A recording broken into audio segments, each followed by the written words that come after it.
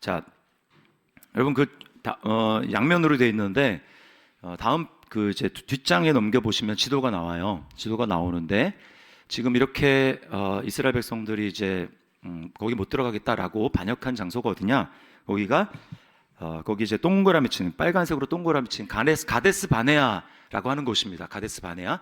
자, 그 레위기는 지금 건너뛴 거예요. 레위기를 왜 건너뛰었는지 아시겠죠? 레위기는 제가 지금 스토리 위주로 말씀을 드리기 때문에 교훈 위주로 하면 이게 성경 전체가 언제 다 끝날지 모릅니다. 그래서 제가 이제 그 성경 전체를 파악하는 스토리, 이 틀을 여러분에게 알려드리기 위해서 이렇게 진전이 없는 이렇게 이제 그런 데는 빼고 그냥 설교만 하고 뭐 이런 데는 빼고 넘어가는 거예요. 레위기는 뭐 전체 제사, 그다음에 뭐 나실인 뭐 등등 여러 가지 이제 뭐 정결 규례 등등 이런 걸 얘기하고 있기 때문에 그런 거는 이제 나중에 따로 뭐 날을 잡아가지고 해야 됩니다. 그러니까 그건 빼고 지금 이제 스토리 상으로 이제 구약은 이스라엘이 어떻게 망했는지 거기까지 이제 빨리 가는 거예요. 그래서 레위기는 지금 생략하고 민수기로 넘어갑니다. 민수기로 넘어가는데 자, 이제 민수기에서 이 13장 이제 후반부와 14장 여기가 민수기의 핵심이에요. 자, 그런데 민수기 핵심인데 민수기라고 할 때 이제 민수기라고 하는 뜻을 알아야 됩니다. 도대체 무슨 뜻인가? 저 거기 보면 제가 써놨어요. 한자로 민수기. 자, 민은 무슨 민자입니까? 이거 백성 민자죠. 백성 민자. 수는 숫자 할 때 숫자고 기록할 때 기자입니다. 그래서 백성들, 이스라엘 백성들의 숫자가 얼마나 되는지를 기록한 그게 바로 이제 민수기. 우리나라 성경은 그렇게 돼 있고 영어도 이제 비슷합니다. numbers라고 돼 있어서 숫자가 얼마나 되는가? 그게 이제 되고, 자, 히브리 성경은 좀 다릅니다. 히브리 성경은 숫자의 의미를 두지 않고, 히브리 성경은 이제 거기 이상한 꼬부랑 글씨가 있죠? 이게 이제 히브리어입니다. 히브리어는 오른쪽에서 왼쪽으로 읽는 거예요. 왼쪽에서 오른쪽으로 읽지 않습니다. 오른쪽에서 왼쪽으로 읽어요. 그래서 그거는 그냥 그런가 보다라고 아시면 됩니다. 바 미드 바르 이렇게 읽어요. 바 미드 바르. 아시겠죠? 바 미드 바르 이게 뭐냐면 그 앞에 맨 오른쪽에 있는 이렇게 되어 있는 거 그게 한 글자, 그게 이제 그 영어로 하면 in입니다. in. 그 다음에 뒤에 이제 그 네 글자 있죠? 그게 광야라는 뜻이에요. 그러니까 in the wilderness 이런 뜻입니다. 광야에서. 그러니까 왜 히브리 성경은 왜 이제 그 숫자가 아니라 광야에서라고 했을까? 자, 그 광야 생활 기간이 총 몇 년이죠? 40년. 40년 중에서 출애굽에도 살짝 있습니다. 출애굽에도 한 1년 정도의 시간을 출애굽기 에서 이스라엘 백성들이 시내산에서부터 이 광야잖아요. 이제 성막을 건축하는 완성할 때까지 시간이 있는데 거기 이제 제가 밑에 보시면 출애굽해서 시내산까지가 약 2개월 걸렸어요. 그리고 시내산에서 하나님 앞에 십계명을 받죠. 그 십계명을 받는 시간, 모세가 40일 동안 2번 왔다 갔다 하고 대략 한 3개월, 40일 2번이면 80일이죠. 그 다음에 이제 뭐 대충 해가지고 약 3개월 정도 됩니다. 그리고 성막 건축하는데 한 6개월 정도 걸렸어요. 그리고 이제 시내산에서 이제 출발하는 게 민수기에 나오는데 그래서 민수기를 다루는 겁니다. 자, 민수기에서부터 그 시내산에부터 가데스 바네아, 이스라엘 백성들이 반역한 그 가데스 바네아까지 걸리는 시간이 한 4개월 정도 돼요. 그래서 그 가데스 바네아에서 반역을 한단 말입니다. 그래서 반역을 해서 이스라엘 백성들이 이제 앞으로 광야에서 이제 앞으로 살게 되는데 그 시간이 대부분이 한 38년 정도 되는 대부분의 시간이 다 민수기에서 기록된 거예요. 민수기에. 그래서 광야의 대부분의 시간이 기록되어 있는 책이기 때문에 히브리 성경에서는 이제 그렇게 붙였다. 광야에서라는 말로 붙였다라고 하는 걸 여러분이 그냥 알고 계시면 되겠습니다. 자, 이제 출발을 해야 되는 거예요. 시내산에서 언약을 받았습니다. 자, 지금 출발을 하는데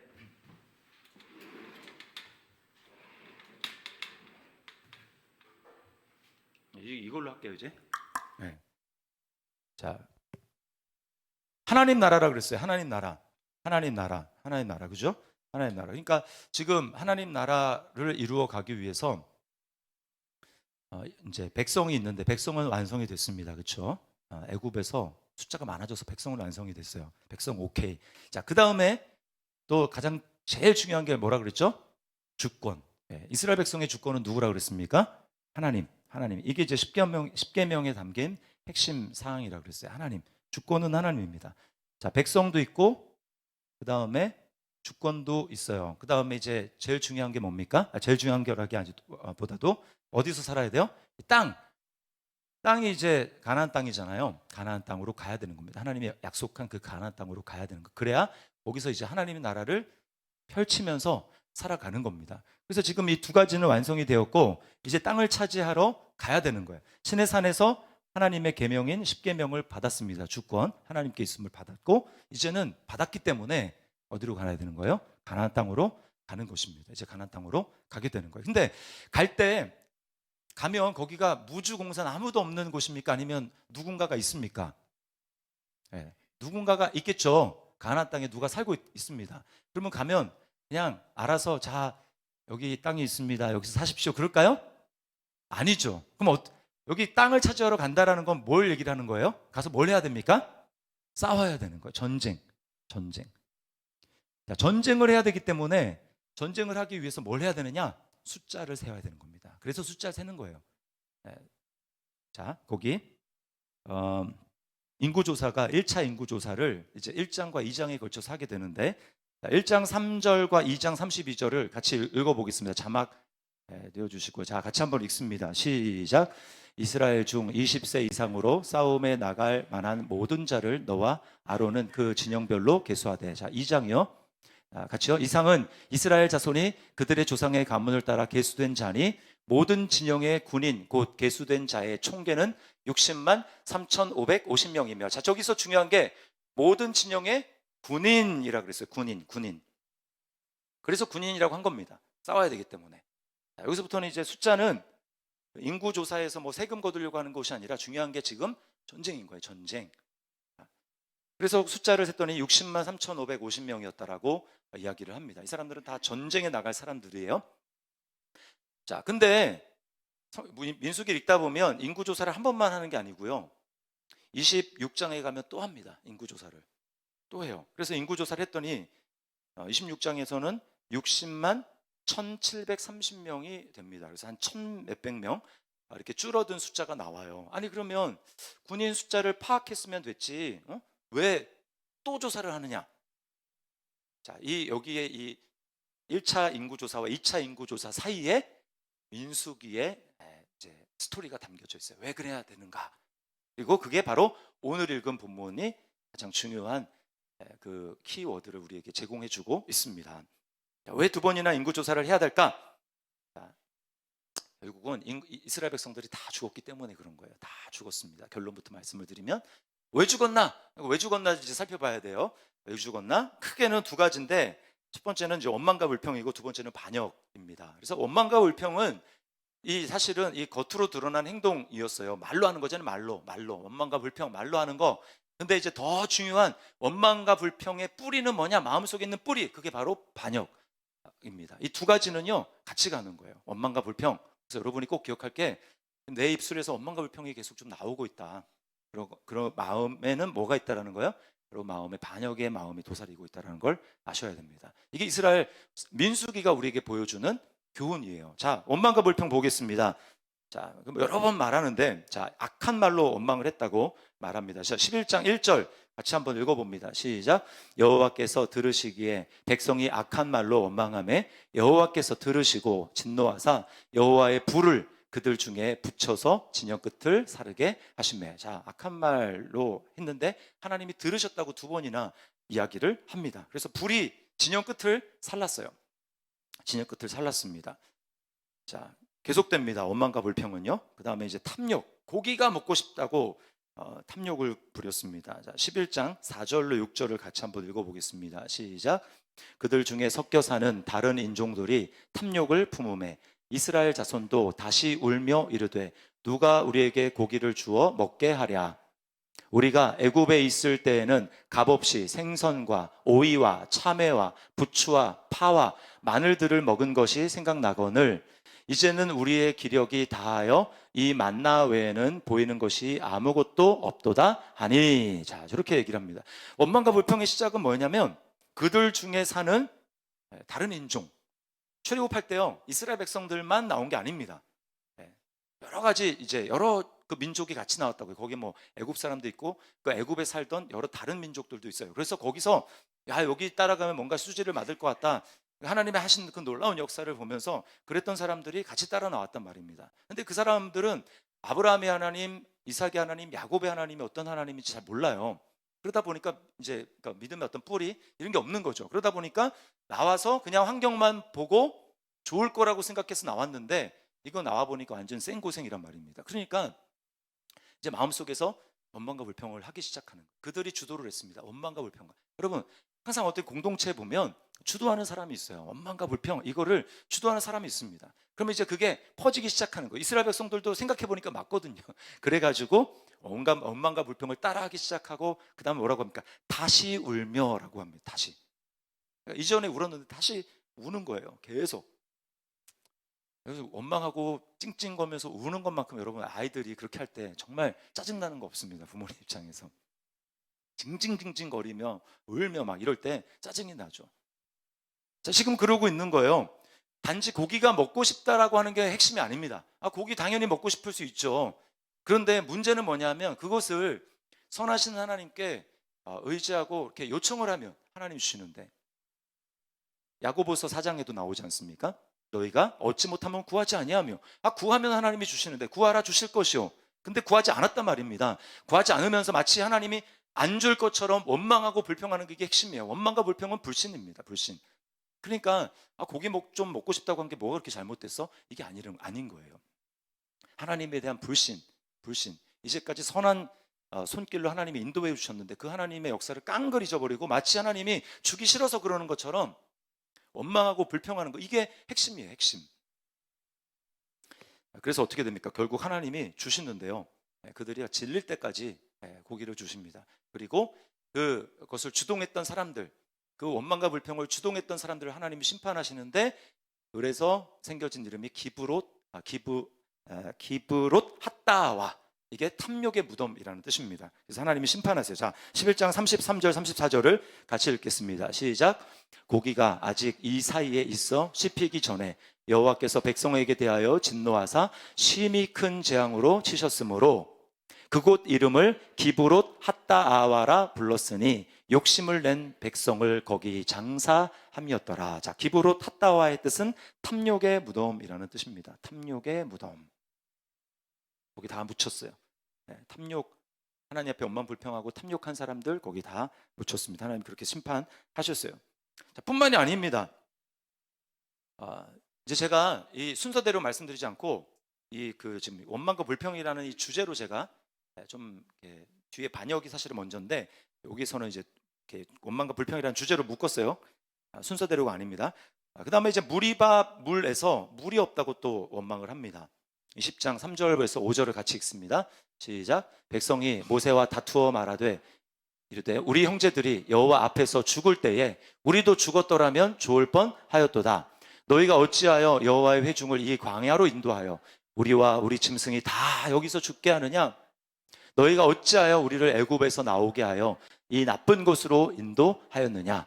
이곳에는 파종할 곳이 없고 무화과도 없고 포도도 없고 석류도 없고 마실 물도 없도다. 원망과 불평은 핵심은 없다 합니다. 이것도 없고 저것도 없고 저것도 없고 짜증나. 원망과 불평. 계속 또 물이 없다고 원망을 했습니다. 뿐만 아니고요. 이제 가는데 길이 없다고 또 길이 힘들다고 원망을 합니다. 자, 21장 4절과 5절을 같이 한번 읽어보겠습니다. 시작. 백성이 호르산에서 출발하여 홍해 길을 따라 에돔 땅을 우회하려 하였다가 길로 말미암아 백성의 마음이 상하니라. 자, 백성이 하나님과 모세를 향하여 원망하되 어찌하여 우리를 애굽에서 인도하여 내어 이 광야에서 죽게 하는가. 자, 이 길이 험해서 원망했다라는 게 뭐냐 하면요. 자, 그 뒤에 지도 보세요. 지도를 보시면 자, 백성이 호르산에서 출발했다고 합니다. 그럼 거기 그 가데스바나 바로 위에 깃발로 표시된 깃발인가 거기 뭐지 호르산이라고 보이죠? 거기서 원래는 어디로 가야 되냐면 그 이제 주황색으로 표시된 그 길을 따라 가지고 그 에돔 거기 이제 거기 도착해서 거기 보면 이제 파란색 라인 쭉 거진 거 보이세요? 네, 거기가 왕의 대로입니다. 왕의 대로. 네, 거기가 가나안 땅으로 가는 지름길이에요. 길도 넓고. 그러니까 글로 이제 가려고 에돔 땅에게 우리가 너희한테 전혀 폐를 끼치지 않고 그 길로만 가서 좀 빠른 길로 가서 가나안 땅으로 가려고 하니까 좀 우리 허락해 달라라고 하는데 에돔 왕이 그걸 허락하지 않습니다. 그래서 어떻게 하냐면 자 어떻게 하냐면 자 거기 갔다가 거기서 이제 뒤로 해가지고 그 초록색 라인 보이십니까? 그 초록색 라인이 이제 실제로 갔던 데예요. 빠른 길로 가려고 했는데 그 밑으로 한참 내려서 거기 밑에 가다 보니까 왼쪽에는 신광야라고 있죠. 광야를 또 통과해야 되는 거예요. 막 엄청나게 덥고 막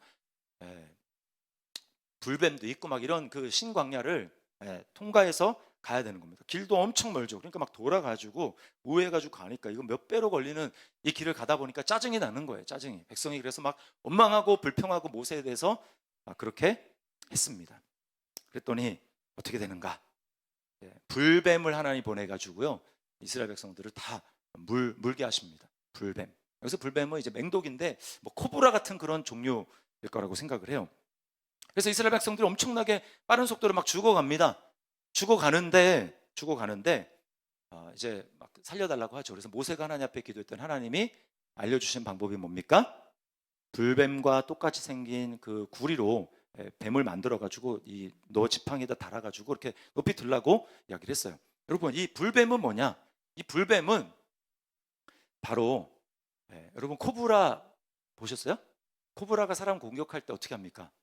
이렇게 하다가 어떻게 하죠? 공격할 때 이렇게 쫙. 이거는요 목이 꼿꼿하게 선 이스라엘 백성들의 교만을 얘기하는 겁니다. 하나님 앞에 꼿꼿하게 선. 결국 뭐냐면 이 불뱀은 자기예요. 자기. 하나님 앞에 교만하게 반응하고 계속 원망 불평하면서 하나님의 은혜를 잊고 교만하게 뻣뻣하게 있는 그런 교만한 요거를 장대에 매다는 거예요. 그 내가 죽어야 됩니다. 그 내가 죽어야 되는데 하나님은 자비로우셔서 은혜가 많으셔서 그 나를 십자가에 그 장대에 매달지 않고 누구를 매달아요? 예수님을 매다는 거예요. 그래서 예수님이 요한복음 3장에서 니고데모한테 너 거듭나야 된다. 물과 성령으로 나지 않으면 하나님 나라에 들어갈 수 없다라고 말씀하시면서 하신 말씀이 바로 이겁니다. 네가 죽는 거다. 내가 장대에 매달리는데 그거는 네가 같이 나랑 죽는 거야 라고 말씀을 하세요. 요한복음 3장 14절 말씀 같이 읽습니다. 시작. 모세가 광야에서 뱀을 든 것 같이 인자도 들려야 하리니. 갈라디아서 2장 20절이요. 시작. 내가 그리스도와 함께 십자가에 못 박혔나니 그런즉 이제는 내가 사는 것이 아니요 오직 내 안에 그리스도께서 사시는 것이라. 이제 내가 육체 가운데 사는 것은 나를 사랑하사 나를 위하여 자기 자신을 버리신 하나님의 아들을 믿는 믿음 안에서 사는 것이라. 아멘. 장대에 매달리는 것은 교만한 내가 죽는 겁니다. 그래야 우리는 하나님을 따라갈 수 있어요. 내가 머리를 꼿꼿이 들고 하나님이 나한테 해준 게 뭐가 있는데, 이거는요 교만한 이런 마음으로는 절대 신앙생활 할 수 없고 하나님을 따라갈 수가 없는 것입니다. 그래서요 이제 이 이스라엘 백성들이 하나님의 백성이 됐잖아요. 하나님의 백성이 됐기 때문에 이 하나님의 백성이 되면 언어가 달라져야 됩니다. 하나님 우리에게 원하시는 건요, 내가 진짜 믿음이 있나 없나 어떻게 하느냐? 말을 보면 압니다. 기도할 때 기도의 언어를 보면 알고요, 사람들과 대화할 때 그 말을 보면 알아요. 저 사람이 지금 믿음으로 살아가고 있구나. 저 사람은 지금 환경을 보고 환경에 따라서 환경을 보면서 그 환경에 떠밀려서 살아가고 있구나. 이거는 말을 보면 알아요. 말을. 염려하고 두려워하고 걱정하고 원망하고 불평하는 말은 지금 믿음으로 살아가고 있는 게 아닙니다. 근데 하나님의 백성은 뭐예요? 하나님의 백성은 언어가 바뀌는 거예요. 언어가. 그래서 이거를 가장 잘 알 수 있는 게 뭐냐면, 이스라엘 백성들이 이제 이 하나님이 읽진 않았지만 1장과 2장에 보면 하나님이 숫자만 세라고 하지 않고 그 행군을 할 때, 이제 군대니까 행군을 하잖아요. 행군을 할 때 어떻게 행군을 해야 되는지 행군 순서도 알려주십니다. 자, 이스라엘 백성들이 진영은 제일 가운데 뭐가 있을까요? 성막. 여기 하나님의 임재가 있기 때문에 성막을 중심으로, 즉 하나님의 임재를 중심으로 동서남북에 세 편대가 이렇게 진을 치고 있거든요. 이렇게 세 편대가. 여기도 세 동서남북 이렇게 세 편대가 진을 치고 있다가, 자, 하나님의 나팔 소리가 딱 들리고 그 구름이 딱 뜨면 그 구름을 쫓아가는데 아무 순서 없이 가는 게 아니고 순서 있게 갑니다. 여기가 이제 이렇게 하면 동쪽, 이 방향 표시하면 여기가 동쪽이죠. 동쪽에 있는 지파 중에 제일 선두에 선 지파가 뭐냐? 여기가 유다입니다. 유다 지파. 유다 지파인데 유다의 이름이 뭐죠? 유다의 이름은 찬송이에요. 찬송. 내 형제의 찬송이 될지라. 유다를 날 때 찬송. 유다가 찬송입니다. 그러니까 제일 앞에 이제 물론 제일 앞에는 하나님의 언약궤가 가죠. 언약궤. 하나님의 언약궤를 제사장이 메고 그 다음에는 유다 지파가 출발하는 거. 그건 뭘 우리에게 알려주냐면, 우리가 믿음으로 신앙생활을 하며 걸어가게 될 때 하나님 우리에게 원하시는 것은 찬송을 앞에 부르면서 가기를 원한다는 거예요. 원망과 불평이 아닙니다. 하나님의 백성이 됐기 때문에 어려워도, 환경이 어려워도, 또 내 뜻대로 되지 않아도, 이래도 저래도 감사, 찬송, 이걸 가지고 하나님 앞에 반응하며 나가기를 원하는 거예요. 여러분이 걸음을 걸을 때 환경이 어려워도 힘들어도 우리가 하나님의 백성으로 예수 그리스도의 은혜로 말미암아 하나님의 백성이 되었다면, 내가 거듭났다면 우리의 입술에서는 찬송과 감사가 떠나지 않아야 될 줄 믿습니다. 네. 어떤 상황에서도. 그래서 에베소서 1장이 그걸 얘기합니다. 삼위 하나님의 그 구속사역에 대해서 하나님 아버지는 너희를 창세전부터 그리스도 안에서 예정하셨고, 그래서 예정하신 이유가 뭐냐? 에베소서 1장 6절 말씀 같이 한번 읽어봅니다. 시작. 이는 그가 사랑하시는 자 안에서 우리에게 거저 주시는 바 그의 은혜의 영광을 찬송하게 하려 하는 것이라. 네. 하나님 아버지의 그 예정하신 사역에 대해서 찬송할 뿐만 아니라, 제가 하나만 읽었지만 삼위 하나님이 다 나오거든요. 예수 그리스도께서는 아버지가 계획하신 그 만세전에, 창세전에 우리를 선택하신 그것을 이루시기 위해서 때가 되면 예수 그리스도가 이 땅에 오셔서 피 흘리시잖아요. 그래서 그의 피로 우리가 죄사함을 받았는데, 그래서 우리에게 또 뭐라고 하냐면, 그 피로 말미암아 구속을 받았으니 이는 너희가 하나님의 찬송이 되게 하려 줍니다. 그거 또 나옵니다. 그리고 또 예수님의 피뿐만 아니라 그 성령 하나님의 이제 인치심으로 말미암아 우리 하나님의 보증을 받았잖아요. 그래서 우리가 구속받았기 때문에 그러므로 말미암아 찬송할지니라, 또 이렇게 이야기를 하는 거예요. 그래서 바울 사도가 데살로니가전서 5장 16절부터 18절까지 항상 기뻐하라, 범사에 감사하라, 이게 너희를 향한 뜻이라고. 그러므로 원망과 불평에서 감사와 찬송을 하지 않으면서 하나님의 뜻을 알려고 하지 마세요. 이미 명백한 하나님의 뜻도 지금 순종하고 회개하지 않으면서 무슨 하나님의 다른 내 인생을 향한 걸음과 계획과 인도를 받으려고 합니까? 감사, 찬송, 이게 하나님이 이스라엘 백성들에게 원하는 것입니다. 자, 그럼 이제 원망과 불평은 겉으로 드러난 것이고, 입술로 드러난 것이고, 그 마음에 있는 진짜 뿌리는 뭔가? 반역이에요, 반역. 자, 보면요, 거기 이제 반역의 두 가지인데, 하나는 권위에 대한 반역입니다. 권위. 하나님이 세운 권위에 대한 반역. 거기 보면 이제 미리암과 12장에 보면 미리암과 아론의 반역이 나와요. 모세에 대해서. 모세가 이제 아마 모세의 원래 아내가 십보라라는 여자입니다. 십보라. 그러니까 미디안 여자잖아요. 그 십보라가 아마 죽은 것 같아요. 그러니까 이제 행진하면서, 그러니까 중간에 어느 중간 죽어서 모세가 이제 그 아내를 80 몇 세 또 아내를 또 이렇게 새로 얻을 건 또 뭔지는 잘 이해는 안 가는데, 어쨌든 이제 구스 여인을 아내로 삼습니다. 그걸 가지고 이제 미리암이 꼬투리를 잡는 거예요. 모세의 누나잖아요. 아론도 마찬가지로 꼬투리를 잡습니다. 그래서 이제 거기에서 비판하는 거예요. 비판. 12장 2절을 보겠습니다. 12장 2절 시작. 그들이 이르되 여호와께서 모세와만 말씀하셨느냐 우리와도 말씀하지 아니하셨느냐 하매 여호와께서 이 말을 들으셨도다. 저기 이제 미리암과 아론이 한 말입니다. 뿐만 아니고요. 그 다음에 좀 몇 장 뒤에 가면 이제 레위 지파인 레위인입니다. 고라와 함께 합세한 250명이 반역을 또 합니다. 이건 모세와 아론에 대해서 또 반역을 해요. 16장 12절 13절을 같이 한번 읽어보겠습니다. 시작. 모세가 엘리압의 아들 다단과 아비람을 부르러 사람을 보냈더니 그들이 이르되 우리는 올라가지 않겠노라. 내가 우리를 젖과 꿀이 흐르는 땅에서 이끌어내어 광야에서 죽이려 함이 어찌 작은 일이기에 오히려 스스로 우리 위에 왕이 되려 하느냐라고 얘기를 합니다. 모세가 이제 오라고 이렇게 얘기를 했는데 안 가겠다는 거예요. 모세가 지금 하나님이 세운 하나님의 권위로 지금 얘기를 하는데 안 간다고 얘기를 하는 겁니다. 이제 반역이죠. 너만 하나님의 백성이냐? 나도 하나님의 백성이야. 라고 하면서 그 권위, 하나님이 세운 그 권위에 대해서 반역하는 것입니다. 결국 하나님이 심판을 하세요. 자, 16장 32절과 35절을 같이 한번 보겠습니다. 시작. 땅이 그 입을 열어 그들과 그들의 집과 고라에게 속한 모든 사람과 그들의 재물을 삼키매 여호와께로부터 불이 나와서 분향하는 250명을 불살랐더라. 그러니까 뭐냐면 이게 제사장들이 이제 분향을 하잖아요. 성막 안에 들어가 가지고 여기서 분향을 한단 말입니다. 그러니까 분향단, 성막에 이제 들어가면 여기 성소가 있고 여기 주성소가 있잖아요. 여기 성소가 있고 사실은 더 크지 이렇게 되죠. 뜰이 있는데 이 성소 안에 정면에 있는 게 이제 분향단이란 말입니다. 이 제사장이 여기를 들어가지고 매일 아침 저녁으로 향을 살라서 이 향이 피어오르게 해서 이거 기도를 상징하는 거예요. 제사장이 계속해서 그 일을 하는데 제사장만 들어갈 수 있는 이 성소에 자기들도 들어가겠다는 거예요. 왜 너네만 그 일을 하려고 하느냐? 우리도 그 일을 할 수 있다라고 하는 겁니다.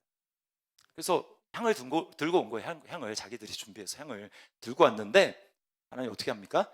여호와 하나님으로부터 불이 나와가지고 그 향 들고 있는 250명 이제 반역에 가다간 그 사람들 다 태워 죽입니다. 그리고 고라의 그 일가족, 그 참여했던 모든 사람의 일가족이 있는 그 이제 텐트겠죠. 그 텐트가 그 밑에 땅이 갈라져서 그들을 완전히 땅 밑으로 매장시켜 버립니다. 엄청 무서운 하나님.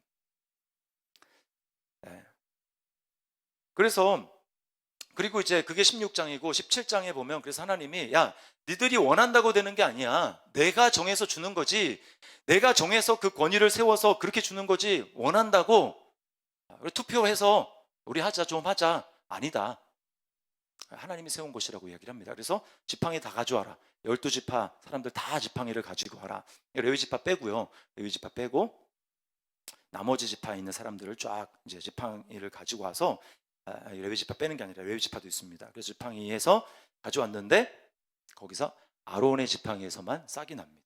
하나님이 인정했다는 거예요. 내가 택했다라는 것입니다. 여러분 여기서 우리가 알 수 있는 그래서 어떻게 하냐면 이 250명의 이 드린 그 향로를 하나님이 다 이제 두들겨서 쳐서 그거로 너희들이 드리는 이 성막 뜰에서 드리는 이 번제단 노제단의 주위를 그 250명이 드리는 향로로 뺑 둘러서 쌓아. 사람들이 이제 제단에서 제물을 드릴 때마다 그걸 기억하는 거예요. 하나님이 세운 거, 하나님이 세운 권위에 순종하는 게 중요하지라고 하는 것을 깨닫는 것입니다. 여러분 그 권위에 하나님이 세운 권위에 복종하는 것은 그 사람이 잘났기 때문이 아니에요. 그 사람이 내가 봤을 때 정말 순종할 만하고 인품이 좋고 이러이러한 덕목을 갖추었으니까 이렇고 저렇고 그래 이 정도면 됐어 라고 해서 그 사람의 권위에 복종하고 순종하는 게 아닙니다. 순종하는 이유는 뭐냐면 하나님이 세웠기 때문에 하는 거예요. 그 다른 이유는 없습니다. 그 사람이 어떻다 그래서 예를 들면 순장님 또는 교회 목사님 장로님 하나님이 세웠다 그러면 내가 봤을 때 부족하고 내가 봤을 때 좀 아니고 좀 사람이 좀 아니고 내가 좀 싫고 이런 여러 가지 많은 이유가 있잖아요. 그래서 내가 봤을 때라고 생각하는 이 기준이 아니라 이유는 단 한 가지 그 사람을 거기 세운 분이 하나님이기 때문에 그것 때문에 순종하는 겁니다. 다른 이유 없어요. 만약에 내가 존경할 만하고 내가 따를 만하고 내가 순종할 만하다라고 하면 그 기준은요 항상 바뀝니다. 이 사람 다르고 또 저 사람 달라요. 누구를 그러면 순종하겠습니까? 그게 뭘 보여주냐면 이렇게 말하는 나는 그러면 따르겠어 라고 얘기하는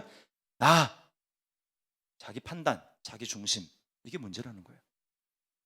우리 안에 뿌리 있게 도사리고 있는 반역입니다. 여러분이 남편에게 순종하지 못합니까? 그 이유는 뭘까요? 남편이 존경할 만하지 않으니까. 내가 보니까 시원치 않거든, 나보다. 솔직히 그러잖아요. 네. 굉장히 입가에 이상 야릇한 미소를 다 마찬가지예요. 하나님이 세운 권위는 하나님이 세웠기 때문에 순종하는 겁니다. 거기에 이 토를 달면 안 돼. 내가 봤을 때 내가 봤을 때 아닌데 요 판단이 들어가는 순간 어떻게 됩니까?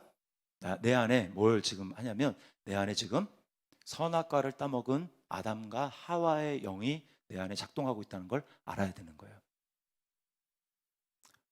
하나님이 먹지 말라 그랬으면 그 이유 하나 때문에 먹으면 안 되는 거예요. 근데 내가 봤을 때는 먹으면 좀 지혜롭게 될 것 같은데, 내가 봤을 때는 엄청 좋은 것 같은데, 내가 봤을 때는 아닙니다. 내 판단, 여기 선악과예요. 선악과 핵심은 내 판단입니다. 판단. 근데 내 판단은 옳지 않아요. 누구의 판단도 옳지 않습니다. 오직 하나님의 판단과 하나님의 말씀만 옳은 것을 여러분 믿으시기를 바랍니다.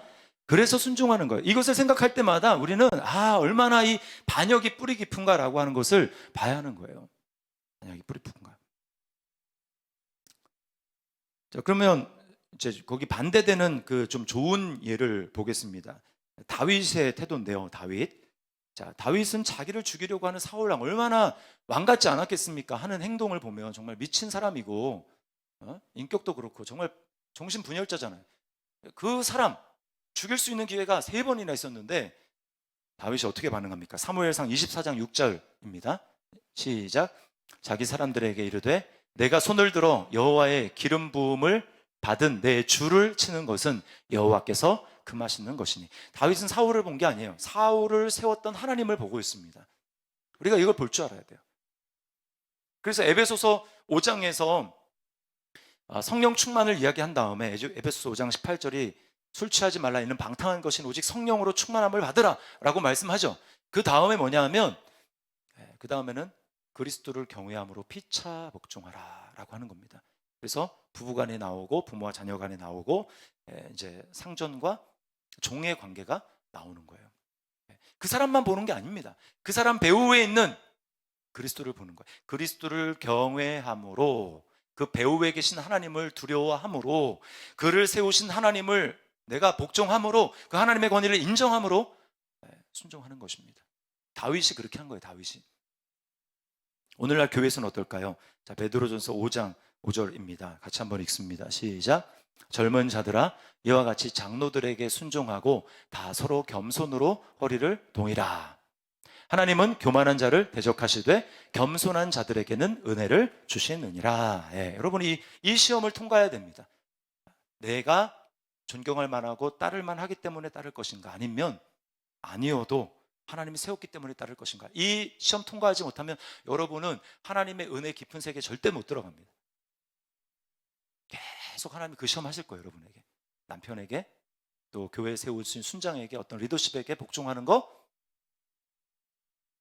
하나님이 여러분을 깊은 은혜 가운데로 인도하신다는 걸 알아야 됩니다. 그래서 백날 내가 죽어야 된다라고 하는데 이거 안 되면요 절대 은혜 체험 못해요. 내가 보는데 복종하지 않는데 뭘 받았다? 여러분 그 사람 잘못 받은 것입니다. 성령 받은 게 아니에요. 교만한 자에게 물리치신다는데, 그런데 그 사람이 뭘 받았다는데 그럼 어떻게 된 겁니까? 뭘 받은 거예요? 성령을 받은 게 아니죠. 겸손하지 않은데, 하나님이 세운 권위에 복종하지 않는데 받았대. 잘못 받은 겁니다. 자, 두 번째, 반역의 두 번째는 이스라엘 전체가 이제 반역합니다. 이게 이제 정탐꾼, 오늘 읽은 사건이에요. 오늘 읽은 사건. 13장 후반과 14장에 나오는 사건인데요. 자, 이게 뭐냐면 그 땅 가기 싫다는 겁니다. 그 10명의 정탐꾼이 와가지고 하는 얘기를 듣고 다 이스라엘 백성이 또 울기 시작하면서 이제 애굽에는 매장지가 없어서 우리를 여기까지 데려가서 죽이려고 한 거냐? 라고 하면서 그 땅 들어가기 싫다라고 이야기를 하는 거예요. 자기 입으로. 그 땅 들어가기 싫다. 그 땅 들어가기 싫다. 원망하고 불평하고 그렇게 반역을 했습니다. 그래서 하나님이 어떻게 하시는가? 하나님이 심판하십니다. 자, 14장 28절 그리고 32절부터 34절 같이 한번 읽습니다. 시작. 그들에게 이르기를 여호와의 말씀에 내 삶을 두고 맹세하노라. 너희 말이 내 귀에 들린 대로 내가 너희에게 행하리니. 네. 그다음에 너희의 시체는 이 광야에 엎드러질 것이요 너희의 자녀들은 너희 반역한 죄를 지고 너희의 시체가 광야에서 소멸되기까지 40년을 광야에서 방황하는 자가 되리라. 너희는 그 땅을 정탐한 날수인 40일의 하루를 1년으로 쳐서 그 40년간 너희의 죄악을 담당할지니 너희는 그제서야 내가 싫어하면 어떻게 되는지를 알리라 하셨다 하라. 네. 하나님이 뭐라고 하십니까? 너희 말이 내 귀에 들린 대로 내가 행하겠다 라고 말씀을 하는 거예요. 하나님이 다 그래서 그렇게 말을 했던 부모 세대들 다 광야에서 뺑뺑이 돌다가 다 죽게 하셨습니다. 이게 2차 인구 조사를 해야 될 가장 중요한 이유가 된 거예요. 이제 새로운 세대가 가나안 땅을 들어가야 되기 때문에 새로운 세대가 이제 얼마나 되는가라고 하는 것을 다시 숫자를 세는 것입니다. 우리가 여기서 꼭 기억해야 될 사실은 뭐냐면요. 자, 그래서 이 민수기 읽을 때는 히브리서와 같이 읽어야 됩니다. 히브리서. 신약 성경이 히브리서와 같이 읽어야 돼요. 왜냐하면 히브리서 그 당시에 배역하는 사람이 많았습니다. 믿음을 배반하고 그리스도의 도를 저버리는 사람이 굉장히 많았어요. 뭐 박해가 됐든지 여러 가지 이유로 믿음을 떠나는 사람들이 엄청나게 많았다라는 것입니다. 그래서 지금 내가 뭘 추구하고 무슨 목적을 향해서 내가 나아가는 사람인지를 분명히 기억해야 되는 거예요. 그래서 히브리서 3장 12절로 14절 같이 한번 읽어보겠습니다. 시작. 형제들아 너희는 삼가 혹 너희 중에 누가 믿지 아니하는 악한 마음을 품고 살아계신 하나님에게서 떨어질까 조심할 것이요 오직 오늘이라 일컫는 동안에 매일 피차 권면하여 너희 중에 누구든지 죄의 유혹으로 완고하게 되지 않도록 하라. 우리가 시작할 때 확신한 것을 끝까지 견고히 잡고 있으면 그리스도와 함께 참여한 자가 되리라. 아멘. 자, 여기 뭘 얘기를 하고 있습니까? 하나님이 예비하신 그 안식에, 영원한 안식에 들어가야 된다는 거예요. 들어가야 된다. 아직 안식에 들어간 거 아닙니다. 우리 그 가나안 땅에 들어간다는 건 뭐냐면 우리로 하여금 완성된 그 하나님 나라, 제가 얘기했죠. 완성된 하나님 나라에 들어가는 것을 얘기를 하는 거예요. 근데 지금 구원 받았어요. 완성된 하나님 나라, 어느 순간에 우리가 예수 믿고 구원을 받았습니다. 그럼 이거 완성된 하나님 나라가 아니라 뭐예요? 아직 완성되지 않은 하나님 나라예요. 그럼 여기서부터 지금 완성될 때까지 아직 이루어지지 않은 거죠. 이게 구원의 완성인데 아직 이루어지지 않았단 말입니다. 뭐 어떻게 해야 되는 거예요? 날마다 죄의 유혹을 피하고 죄의 유혹을 받으면 어떻게 된다는 거예요? 마음이 완고하게 된다는 것입니다. 마음이 딱딱하게 굳어진다는 거예요. 굳어지면 하나님의 음성대로 행하지 않아. 굳어지면 계속 불순종함으로 마치 나는 구원에 합당한 자가 아닙니다라고 하는 것을 스스로 증명하면서 살아가는 존재가 된다는 것입니다. 그래서 하나님 편에서는 한 번 구원하면 영원한 구원이지만 우리 편에서는요, 아니에요. 우리는 몰라요, 어떻게 될지. 이게 무서운 거예요. 한 번 구원은 영원한 구원, 하나님 편에서는 오케이, 맞습니다. 우리 편에서는 뭐예요? 날마다 두렵고 떨림으로 우리 구원을 이뤄가야 되는 거예요. 어떻게? 내 안에 계시는 성령님의 도우심을 받아서 날마다 죄의 유혹으로 내 마음이 굳어지고 그래서 감사와 기쁨이 사라지고 평안 사라지고 마음의 원망과 불평이 나오고 있는, 그래서 내 마음의 반역을 따라 행하고 있는, 그것이 로마서 8장에서 얘기하는 뭐예요? 몸의 행실입니다. 몸의 행실. 몸의 행실. 또 육신대로 사는 거. 뭘 얘기하는 거예요? 너희가 육신대로 살면 반드시 어떻게 돼요? 죽으리니. 반드시 죽는다. 성령으로, 영으로 몸의 행실을 죽이면 살리니. 우리는 완성될 하나님 나라를 위해 가지고 계속 내 마음이 지금 어떤가? 내 마음이 지금 굳어지지 않았나? 하나님의 음성에 지금 완고하게 반응하고 싫어요. 이렇게 하면서 내가 원망과 불평을 일삼으면서 지금 감사가 사라지고 원망과 불평, 그리고 찬송하지 않고 내 안에 계시는 성령님의 감동을 무시하고 내 생각대로 계속 살아가는, 그래서 몸의 행실을 죽이는 게 아니라 몸의 행실을 막 엄청 살리는, 왕성하게 하는 그 일을 하면서 살아가고 있는가?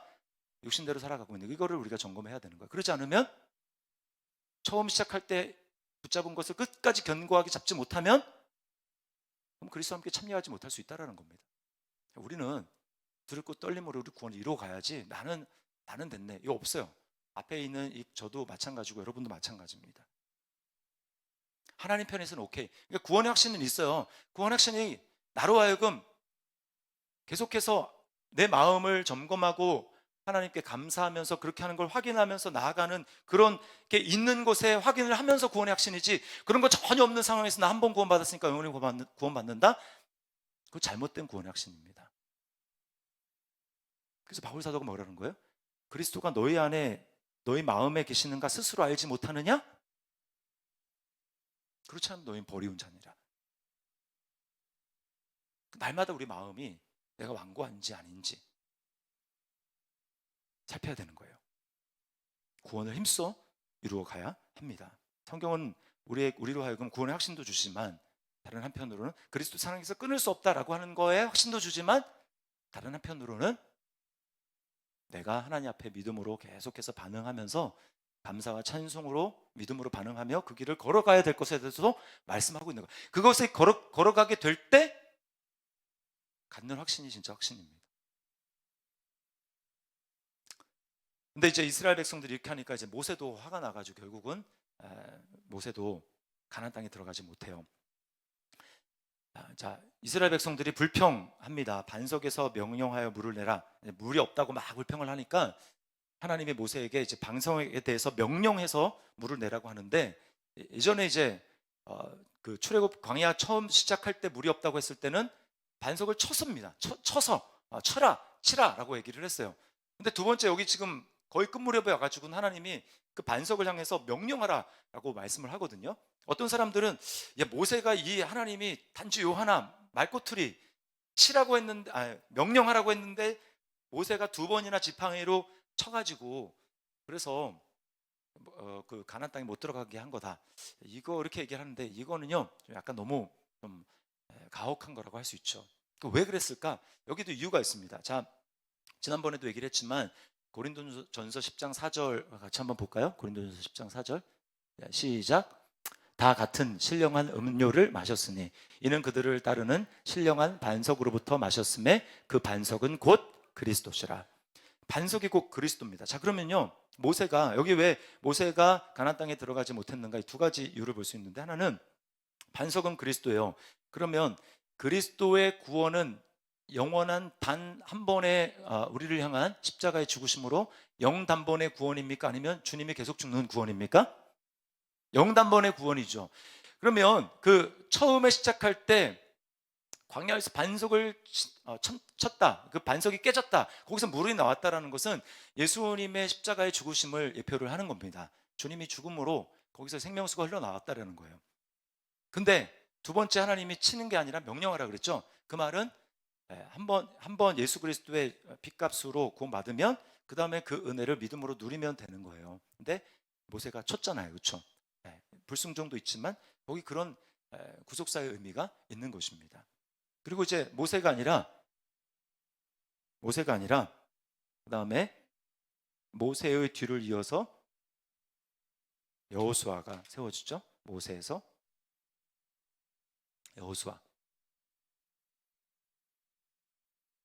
여호수아가 예수입니다. 예수.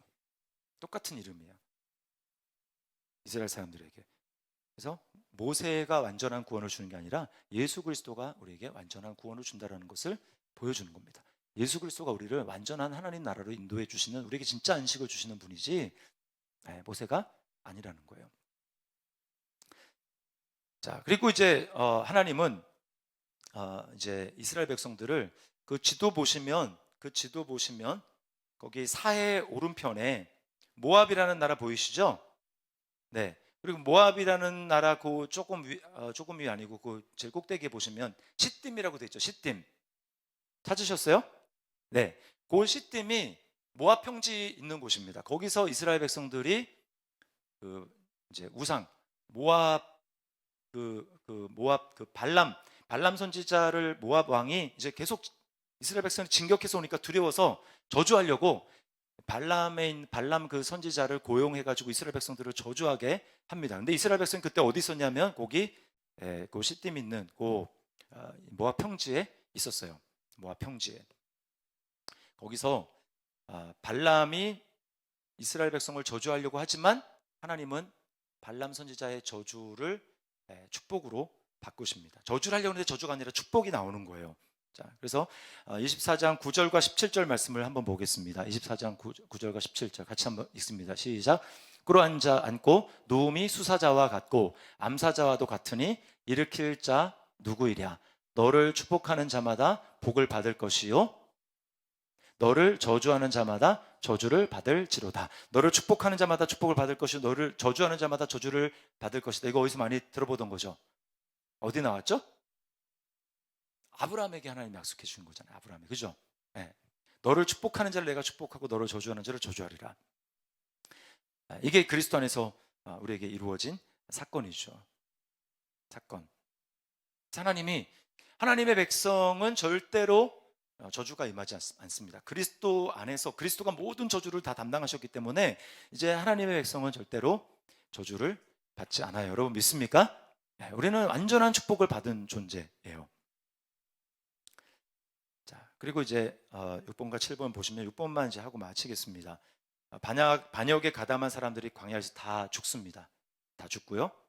그리고 이제 2차 인구 조사를 하게 됩니다. 하게 되고 그 다음에 이제 27장에 넘어가면 그 반역한 사람들이 광야에서 죽은 것과 굉장히 대조적으로 하나님의 기업, 우리는 그 땅에 들어가기 싫다라고 했던 그런 사람과 반대로 이 슬로브앗의 딸들이 나옵니다. 슬로브앗의 딸들. 이 슬로브앗의 딸들은요 여자였어요. 근데 이 슬로브앗이라는 사람이 아들이 없이 죽었습니다. 그러면 기업을 받지 못하거든요. 그러니까 이 슬로브앗의 딸들이 나와가지고 아들이 없다고 하나님이 지정해 그 가문마다 지정해준 그 기업을 빼앗긴다라는 게 말이 되냐? 우리에게 아들 대신 그 기업을 달라라고 해가지고 결국은 그 기업을 얻어냅니다. 이게 정말 하나님의 나라를 사모하는 사람의 모습인 거예요. 정말 하나님 나라가 얼마나 좋은 것인가, 위대한 것인가, 나를 향해서 하나님의 예비해 놓으신 은혜가 얼마나 큰 것인가, 그것을 생각하면 당연히 우리는 슬로브앗의 딸들처럼 믿음으로 행해야 되는 것입니다. 그래서 마태복음 11장 12절에 보면 이런 말씀이 있습니다. 같이 한번 읽어볼게요. 마태복음 11장 12절. 마태복음 11장 12절.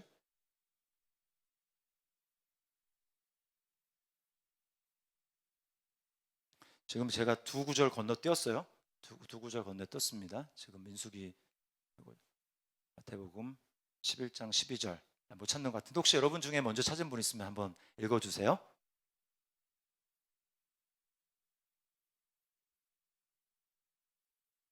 네, 침노하는 자는 빼앗느니라. 천국은 침노하는 자가 빼앗는 것입니다. 믿음을 가지고 쟁취해야 돼요. 쟁취.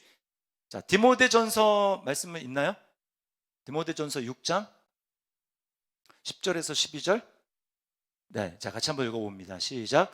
돈을 사랑함이 일만 악의 뿌리가 되나니 이것을 탐내는 자들은 미혹을 받아 믿음에서 떠나 많은 근심으로써 자기를 찔렀도다. 오직 너 하나님의 사람아 이것들을 피하고 의와 경건과 믿음과 사랑과 인내와 온유를 따르며 믿음의 선한 싸움을 싸우라. 영생을 취하라. 이를 위하여 네가 부르심을 받았고 많은 증인 앞에서 선한 증언을 하였도다. 아멘. 자, 보면 저기 믿음의 선한 싸움을 싸우라. 영생을 취하라 라고 말씀을 우리에게 하고 있습니다. 그래서 이스라엘 백성들이 이제 그 보면요, 그 동쪽에 그 모압이라고 되어 있는 그 위에 시딤 그 위에 이제 그 헤스본 왕 시혼, 그 다음에 더 위에 올라가면 바산 왕 옥, 이걸 이제 처하고 그 이제 그 전쟁에서 승리하고 동쪽 요단강 동쪽, 자 이제 지도를 제가 이렇게 그냥 그립니다.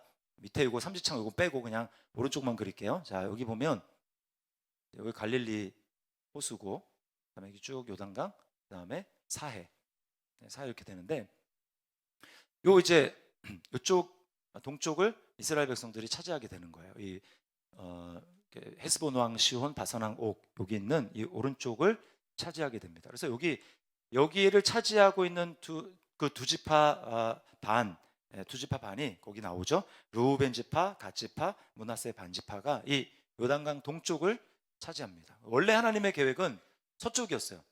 요단강 서쪽에 차지하려고 하는데 뜻하지 않게 전쟁을 하는데 우리가 피해서 간다 그러는데 막 나와가지고 싸운다고 하니까 싸우는 과정 중에서 이 오른쪽 이 동쪽 땅을 얻게 됩니다. 그래서 여기에 르우벤, 갓, 므낫세 반 지파가 이 오른쪽에 거하게 됩니다. 그리고 나머지 지파는 두 지파 반, 12에서 두 지파 반 빼면 9지파 반, 9지파 반은 여기에 이제 땅을 얻게 되는 것입니다. 그리고 이제 아까 모압 평지가 그 사해에 있는데 요 부근이잖아요. 사해 한 요 부근인데 이스라엘 백성들이 여기서 머물러 있는데 요때 머물러 있으면서 요 가나안 땅이 보이겠죠?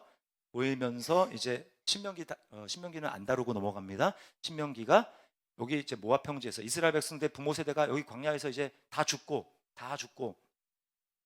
이제 남아 있는 2세대가 여호수아 중심으로 있는데 마지막으로 여호수아에게 이제 지휘권을 넘겨주고 가나안 땅에 들어가기 위해서 준비하고 있는 이들에게 모세가 다시금 율법 전체를 요약해 가지고 어떻게 이제 가나안 땅에 들어가서 살아야 될지에 대해서 몇 번에 걸친 설교를 하는 내용이 바로 신명기입니다. 신명기는 그래서 장소 이동이 없어요. 여기에서 머물러 있는 이스라엘 백성들 2세대들에게 모세가 설교하는 내용이 신명기입니다. 신명기는 근데 반복이기 때문에 패스 넘어갑니다. 다음에 자 우리 기도하고 마무리를 하도록 하겠습니다. 이스라엘 백성들이 광야에서 계속 있는 것은 하나님의 뜻이 결코 아니었어요. 하나님은 이스라엘 백성들을 가나안 땅으로 이끌기를 원했지만 결국 이스라엘 백성들은 어떻게 합니까? 계속 원망과 불평을 하고 또 권위에 대해서 도전하고 반역하고 계속 불신으로 반역을 했기 때문에 결국은 그들이 믿지 않았기 때문에 하나님을 신뢰하지 않고 믿지 않았기 때문에 들어가지 못한 것입니다. 히브리서에서 우리에게 그걸 말하는 거예요. 그들이 믿지 않음으로 들어가지 못한 것이다. 우리가 어떻게 해야 되느냐? 들은 바 말씀을 믿음으로 화합해서 내 안에 그 믿음이 실제 삶으로 드러나도록 해야 됩니다. 날마다 죄의 유혹으로 말미암아 내가 중심이 돼서 내 판단을 가지고 다 모든 걸 다 판단하고 하나님 우리에게 감사하고 찬송하기를 원하시고 또 순종하며 나아가기를 원하시는데 우리는 끊임없이 나 이전의 지식과 경험에 따라서 모든 걸 다 판단하고 하나님 말씀대로 살아가는 것이 아니라 내 생각대로 살아감으로 마음이 굳어지도록 성령님을 근심하게 하도록 여러분 그렇게 하고 있지 않습니까?